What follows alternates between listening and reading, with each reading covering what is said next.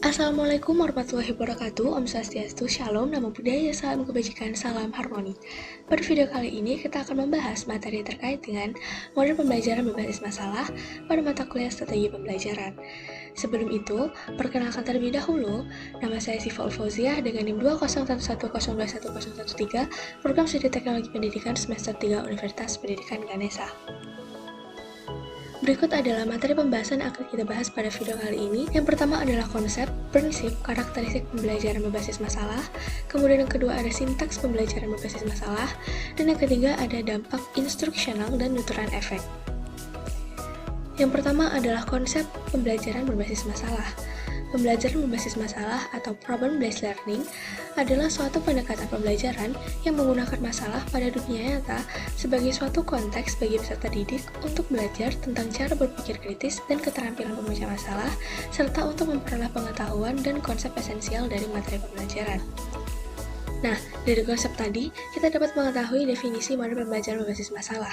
Menurut Arens dalam Trianto pada tahun 2007, model pembelajaran berbasis masalah merupakan suatu pendekatan pembelajaran di mana peserta didik mengerjakan permasalahan otentik dengan maksud untuk menyusun pengetahuan mereka sendiri untuk mengembangkan inquiry, keterampilan berpikir tingkat lebih tinggi, dan mengembangkan kemampuan serta kepercayaan diri. Kemudian menurut Duck, yang dikutip oleh Aris Saimin, yang berpendapat bahwa model pembelajaran berbasis masalah adalah model pengajaran yang bercirikan adanya permasalahan nyata sebagai konteks untuk para peserta didik belajar berpikir kritis dan keterampilan memecahkan masalah serta memperoleh pengetahuan.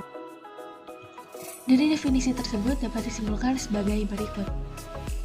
Kemudian pembahasan yang kedua adalah model pembelajaran berbasis masalah. Yang pertama adalah konteks pembelajaran terjadi pada permasalahan yang sedang dihadapi siswa.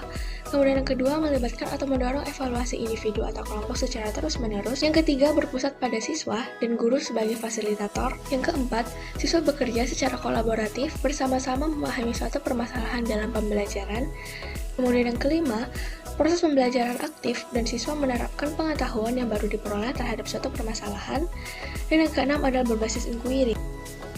Kemudian selanjutnya masuk pada karakteristik model pembelajaran berbasis masalah. Menurut Arens pada tahun 2008 dicetuskan yang pertama adalah pengajuan pertanyaan atau masalah. Peserta didik dihadapkan pada situasi kehidupan nyata, mencoba membuat pertanyaan terkait masalah dan memungkinkan munculnya berbagai solusi untuk menyelesaikan permasalahan. Kemudian yang kedua, berfokus pada keterkaitan antar disiplin. Dalam hal ini, peserta didik dapat meninjau permasalahan itu dari berbagai mata pelajaran. Kemudian yang ketiga, adanya penyelidikan autentik, di mana penyelidikan autentik ini dilakukan oleh peserta didik untuk menemukan solusi nyata pada masalah yang nyata. Kemudian yang keempat, menghasilkan produk dan mempublikasikan. Peserta didik mampu menghasilkan produk tertentu dalam bentuk karya nyata atau peragaan yang dapat mewakili penyelesaian masalah yang mereka temukan. Kemudian yang kelima adalah kolaborasi, di mana peserta didik dapat saling bekerja sama serta membentuk pasangan dalam kelompok-kelompok kecil. Kemudian masuk pada sintaks model pembelajaran berbasis masalah. Menurut Arens, pada tahun 2008 terdapat 5 model sintaks pembelajaran. Fase 1, memberikan orientasi tentang permasalahannya kepada peserta didik. Kemudian fase 2, mengorganisasikan peserta didik untuk meneliti. Fase 3, membantu investigasi secara mandiri dan kelompok.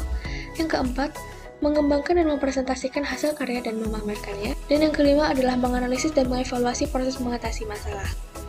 Kemudian masuk pada instructional effect dan nuturan effect.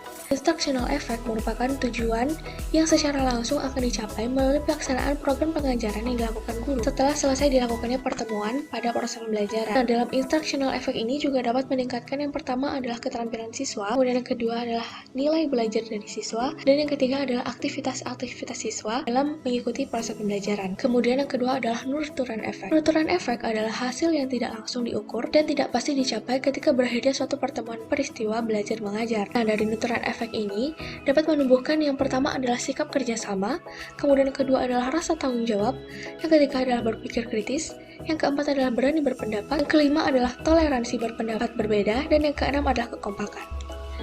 Baik, itu saja materi yang bisa saya sampaikan. Jika ada kesalahan kata atau kalimat, saya mohon maaf. Saya ucapkan terima kasih. Wassalamualaikum warahmatullahi wabarakatuh. Om Santi Om.